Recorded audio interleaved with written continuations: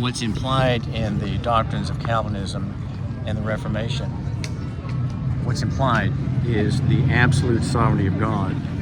If God is absolutely sovereign, that means that we are personally responsible for Him, to Him, and that our duty as a Christian is to extend the example that the Lord Jesus gave in His sacrifice of Himself on the cross for His people.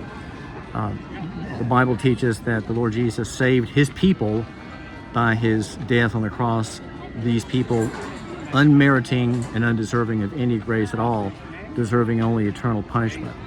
But He did that to save them, and His life is an example for us. Not only does He save His children, but He gives them example on what to do, how to deal with oppression, how to deal with the Roman soldier who demands that you take his baggage for a mile. Well, you offer to take it 2 miles. And turning the other cheek to the enemy, being mild and patient. These are the kinds of things that the Lord teaches. And so our practice needs to be mildness and patience and looking out for the weak and the poor.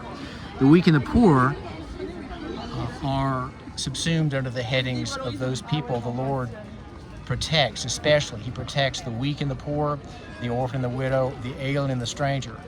It doesn't matter what national policy says, we look out for the alien and the stranger. We look out for those who are under oppression, wherever they are. If they're in an ICE concentration camp, if they're in a General Sessions Court, if they're being prosecuted maliciously by a vindictive district attorney, these are things that we are to fight. We are to fight these things. And so that's the Christian message, and that's my Christian life, upon which I've had time to reflect, being away from my normal routines as writer and editor and publisher and pro se litigant and the man in the radio business who owns radio stations in Chattanooga. My reflections are that in Europe, where you find much grandiose evidence, pompous, fulsome evidence of Christianity, it's largely architectural, but not living. The living gospel has largely disappeared and been replaced by bureaucracies, the welfare states of all of these countries: Belgium, France, Switzerland, Holland, where my daughter lives. My son lives in Holland. My daughter lives in Bruges.